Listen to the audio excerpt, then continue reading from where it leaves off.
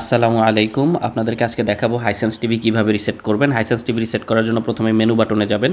Menu বাটনে click করার পরে আপনার শেষ দিকের অংশ যে সেটিংস অপশন আছে, সেটিংস অপশনে চলে আসবেন। সেটিংস অপশনে চলে আসার পরে আপনারা সেটিংসটা অন করবেন। সেটিংস অন করার পর আপনারা দেখবেন যে এখানে টিভির যে সেটআপগুলো আছে সেটাগুলো দেখাচ্ছে। তো এইটার নিচের দিকে ডিভাইস প্রিফারেন্স নামে অপশন আছে, ডিভাইস প্রিফারেন্সে যাবেন। অনেকেই এই ডিভাইস প্রিফারেন্সের একেবারে শেষ অংশে রিস্টার্ট আছে, এটা দিয়ে রিসেট করার চেষ্টা করে। এটা মূলত ভুল, এটা শুধু টিভি অন অফ করবে। আপনারা প্রথম যে অপশনটা আছে অ্যাবাউট থেকে ভিতরে যাবেন।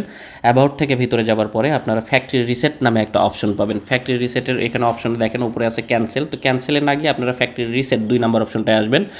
2 নম্বর অপশনটাতে আবার ক্লিক করার পরে আবারও দেখবেন একটা ক্যান্সেল এবং ইরেজ এভরিথিং আছে। আপনারা ইরেজ এভরিথিংয়ে আসবেন। ইরেজ এভরিথিংয়ে চলে আসার পরে দেখবেন আপনারা যখন এটা ক্লিক করে দেবেন টিভিটা একা একা স্টপ হবে, একা একা বন্ধ হবে এবং ধীরে ধীরে এই টিভিটা আবার একা একা স্টার্ট হবে।